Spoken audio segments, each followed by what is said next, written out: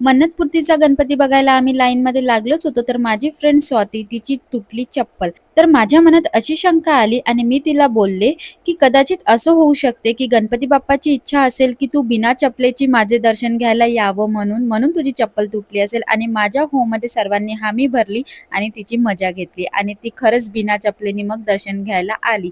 आम्ही सर्व फ्रेंड्स लाईनमध्ये लागलो होतो आणि इथे साकारण्यात आलं होतं जगन्नाथपुरी आणि आम्हाला होणार होते जगन्नाथजीचे दर्शन. तर आम्ही सर्व बोललो, जय जगन्नाथ. इथे तुम्हाला सर्वात आधी सिंह बघायला मिळेल, त्यानंतर जगन्नाथजीचं मंदिर आणि मग तुम्हाला आतमध्ये पाठवल्या जाईल आणि आतमध्ये जसे तुम्ही जाल त्यानंतर तुम्हाला सर्वात आधी होईल शिवलिंगचं दर्शन आणि मग होईल तुम्हाला जगन्नाथजीचे दर्शन.